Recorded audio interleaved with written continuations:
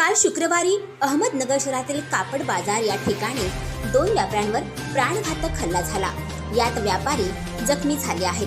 त्यांच्यावर कोतवाल police station गुन्हा register number क्रमांक 369/2023 भादवी कलम 307, 326, 324, 504, 506, 34 सह महाराष्ट्र पोलीस अधिनियम 37(1) प्रमाणे गुन्हा दाखल करण्यात आला आहे।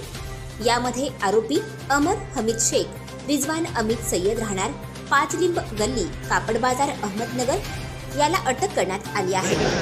आमदार शौकत अली शेख व त्याचा धाकटा भाऊ राहणार मोची गल्ली, अहमदनगर हे फरार आहेत।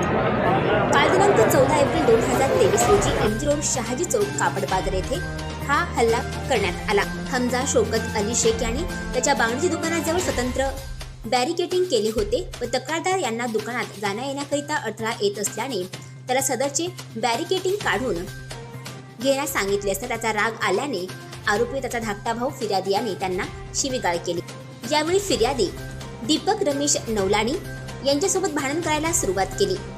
जवळच कुलपाचे दुकान असलेला रिजवान अमीन सय्यद हा देखील आला व त्याने फिर्यादी यांना शिवीगाळ केली।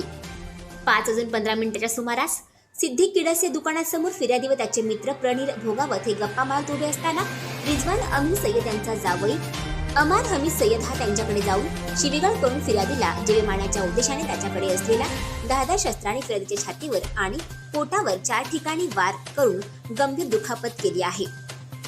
साक्षीदार प्रवीण भोगावत यांच्या हातावर वार करण्यात आले आहेत। आरोपी अम्मार अमित शेख, रिजवान अमित सय्यद, हमजा शेख त्याचा धाकटा भाऊ यांच्या सांगण्यावरून दमदाटी करून जीवे मारण्याच्या उद्देशाने धारदार शस्त्राने फिर्यादीच्या पोटावर मारून गंभीर दुखापत केली आहे। फिर्यादीवरून आरोपींवर गुन्हा दाखल करण्यात आला आहे।